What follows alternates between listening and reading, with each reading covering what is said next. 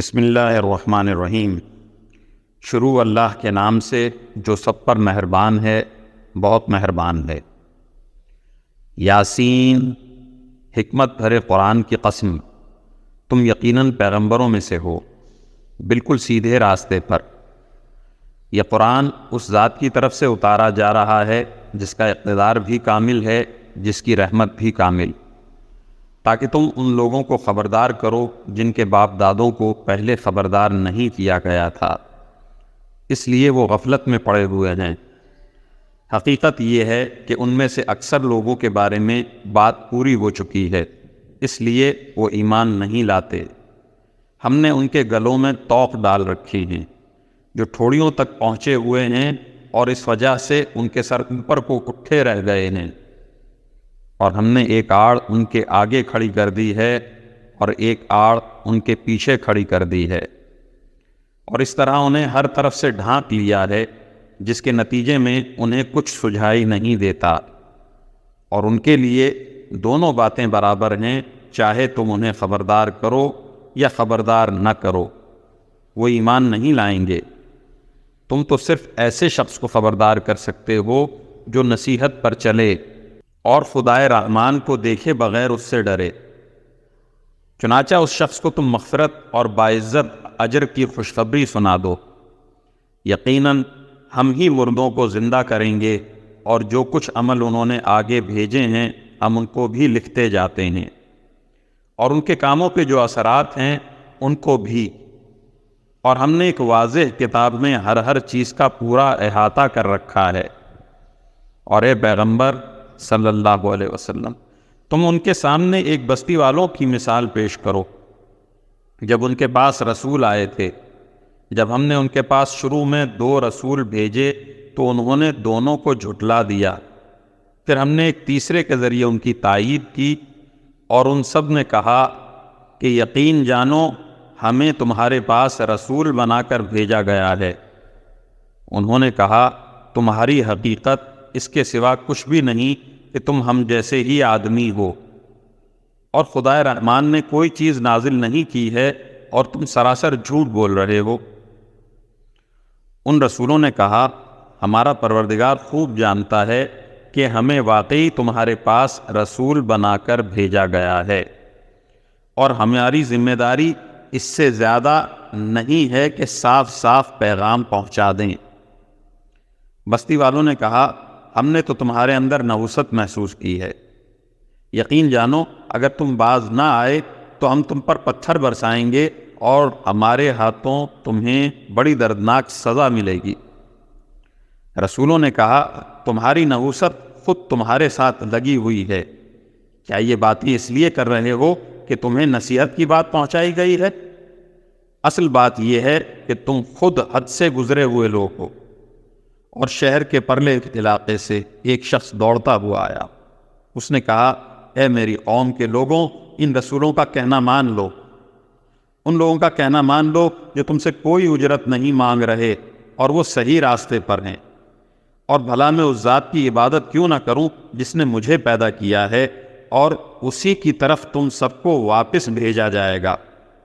بھلا کیا اسے چھوڑ کر میں ایسوں کو معبود مانوں کہ خدائے رحمان مجھے کوئی نقصان پہنچانے کا ارادہ کر لے تو ان کی سفارش میرے کسی کام نہ آئے اور نہ وہ مجھے چھڑا سکیں؟ اگر میں ایسا کروں گا تو یقیناً میں کھلی گمراہی میں مبتلا ہو جاؤں گا۔ میں تو تمہارے پروردگار پر ایمان لا چکا، اب تم بھی میری بات سن لو۔ آخر کار بستی والوں نے اس کو قتل کر دیا، اور اللہ تعالیٰ کی طرف سے اس سے کہا گیا کہ جنت میں داخل ہو جاؤ۔ اس نے جنت کی نعمتیں دیکھ کر کہا کہ کاش میری قوم کو معلوم ہو جائے کہ میرے پروردگار نے کس طرح میری بخشش کی ہے اور مجھے باعزت لوگوں میں شامل کیا ہے۔ اور اس شخص کے بعد ہم نے اس کی قوم پر آسمان سے کوئی لشکر نہیں اتارا، اور نہ ہمیں اتارنے کی ضرورت تھی، وہ تو بس ایک ہی چنگھاڑ تھی جس سے وہ ایک دم بجھ کر رہ گئے۔ افسوس ہے ایسے بندوں کے حال پر، ان کے پاس کوئی رسول ایسا نہیں آیا جس کا وہ مذاق نہ اڑاتے رہے ہوں۔ کیا انہوں نے نہیں دیکھا کہ ان سے پہلے ہم کتنی قوموں کو اس طرح ہلاک کر چکے ہیں کہ وہ ان کے پاس لوٹ کر نہیں آتے۔ اور یہ جتنے لوگ ہیں ان سبھی کو اکٹھا کر کے ہمارے سامنے حاضر کیا جائے گا، اور ان کے لیے ایک نشانی وہ زمین ہے جو مردہ پڑی ہوئی تھی، ہم نے اسے زندگی عطا کی اور اس سے غلہ نکالا جس کی خوراک یہ کھاتے ہیں، اور ہم نے اس زمین میں کھجوروں اور انگوروں کے باغ پیدا کیے اور ایسا انتظام کیا کہ اس میں سے پانی کے چشمے پھوٹ نکلے تاکہ یہ اس کی پیداوار میں سے کھائیں، حالانکہ اس کو ان کے ہاتھوں نے نہیں بنایا تھا۔ کیا پھر بھی یہ شکر ادا نہیں کریں گے؟ پاک ہے وہ ذات جس نے ہر چیز کے جوڑے جوڑے پیدا کیے ہیں، اس پیداوار کے بھی جو زمین اگاتی ہے، اور خود ان انسانوں کے بھی اور ان چیزوں کے بھی جنہیں یہ لوگ ابھی جانتے تک نہیں ہیں۔ اور ان کے لیے ایک اور نشانی رات ہے، ہم اس پر سے دن کا چھلکا اتار لیتے ہیں تو وہ یکایک اندھیرے میں رہ جاتے ہیں، اور سورج اپنے ٹھکانے کی طرف چلا جا رہا ہے۔ یہ سب اس ذات کا مقرر کیا ہوا انتظام ہے جس کا اقتدار بھی کامل ہے، جس کا علم بھی کامل۔ اور چاند ہے کہ ہم نے اس کی منزلیں ناپ تول کر مقرر کر دی ہیں، یہاں تک کہ وہ جب ان منزلوں کے دورے سے لوٹ کر آتا ہے تو کھجور کی پرانی ٹہنی کی طرح پتلا ہو کر رہ جاتا ہے۔ نہ تو سورج کی یہ مجال ہے کہ وہ چاند کو جا پکڑے، اور نہ رات دن سے آگے نکل سکتی ہے، اور یہ سب اپنے اپنے مدار میں تیر رہے ہیں۔ اور ان کے لیے ایک اور نشانی یہ ہے کہ ہم نے ان کی اولاد کو بھری ہوئی کشتی میں سوار کیا، اور ہم نے ان کے لیے اسی جیسی اور چیزیں بھی پیدا کی جن پر یہ سواری کرتے ہیں، اور اگر ہم چاہیں تو انہیں غرق کر ڈالیں، جس کے بعد نہ تو کوئی ان کی فریاد کو پہنچے اور نہ ان کی جان بچائی جا سکے۔ لیکن یہ سب ہماری طرف سے ایک رحمت ہے اور ایک معین وقت تک زندگی کا مزہ اٹھانے کا موقع ہے جو انہیں دیا جا رہا ہے۔ اور جب ان سے کہا جاتا ہے کہ بچو اس عذاب سے جو تمہارے سامنے ہے اور جو تمہارے مرنے کے بعد آئے گا تاکہ تم پر رحم کیا جائے، تو وہ ذرا کان نہیں دھرتے، اور ان کے پروردگار کی نشانیوں میں سے کوئی نشانی ایسی نہیں آتی جس سے وہ منہ نہ موڑ لیتے ہوں۔ اور جب ان سے کہا جاتا ہے کہ اللہ نے تمہیں جو رزق دیا ہے اس میں سے غریبوں پر بھی خرچ کرو، تو یہ کافر لوگ مسلمانوں سے کہتے ہیں کیا ہم ان لوگوں کو کھانا کھلائیں جنہیں اگر اللہ چاہتا تو خود کھلا دیتا؟ مسلمانوں، تمہاری حقیقت اس کے سوا کچھ بھی نہیں کہ تم کھلی گمراہی میں پڑے ہوئے ہو۔ اور کہتے ہیں کہ یہ قیامت کا وعدہ کب پورا ہوگا؟ مسلمانوں بتاؤ اگر تم سچے ہو، دراصل یہ لوگ بس ایک چنگھاڑ کا انتظار کر رہے ہیں جو ان کی حجت بازی کے عین درمیان انہیں آ پکڑے گی، پھر نہ یہ کوئی وصیت کر سکیں گے اور نہ اپنے گھر والوں کے پاس لوٹ کر جا سکیں گے۔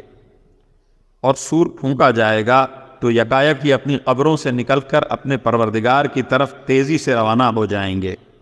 ہائے ہماری کمبختی، ہمیں کس نے ہمارے مرقد سے اٹھا کھڑا کیا ہے؟ جواب ملے گا یہ وہی چیز ہے جس کا خدائے رحمان نے وعدہ کیا تھا اور پیغمبروں نے سچی بات کہی تھی، اور کچھ نہیں بس ایک زور کی آواز ہوگی، جس کے بعد یہ سب کے سب ہمارے سامنے حاضر کر دیے جائیں گے۔ چنانچہ اس دن کسی شخص پر کوئی ظلم نہیں ہوگا اور تمہیں کسی اور چیز کا نہیں بلکہ انہی کاموں کا بدلہ ملے گا جو تم کیا کرتے تھے۔ جنت والے لوگ اس دن یقیناً اپنے مشغلے میں مگن ہوں گے،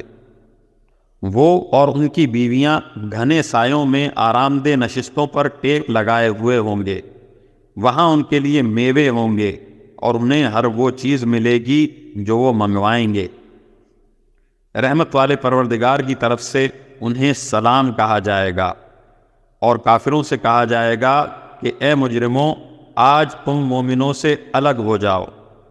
اے آدم کے بیٹو، کیا میں نے تمہیں یہ تاکید نہیں کر دی تھی کہ تم شیطان کی عبادت نہ کرنا، وہ تمہارا کھلا دشمن ہے، اور یہ کہ تم میری عبادت کرنا، یہی سیدھا راستہ ہے۔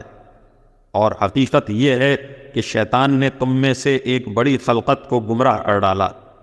تو کیا تم سمجھتے نہیں تھے؟ یہ ہے وہ جہنم جس سے تمہیں ڈرایا جاتا تھا، آج اس میں داخل ہو جاؤ کیونکہ تم کفر کیا کرتے تھے۔ آج کے دن ہم ان کے منہ پر مہر لگا دیں گے اور ان کے ہاتھ ہم سے بات کریں گے اور ان کے پاؤں گواہی دیں گے کہ وہ کیا کمائی کیا کرتے تھے،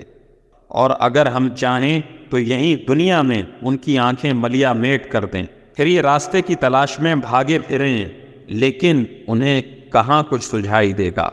اور اگر ہم چاہیں تو ان کی اپنی جگہ پر بیٹھے بیٹھے ان کی صورتیں اس طرح مست کر دیں کہ یہ نہ آگے بڑھ سکیں اور نہ پیچھے لوٹ سکیں، اور ہم جس شخص کو لمبی عمر دیتے ہیں اسے تخلیقی اعتبار سے الٹ ہی دیتے ہیں۔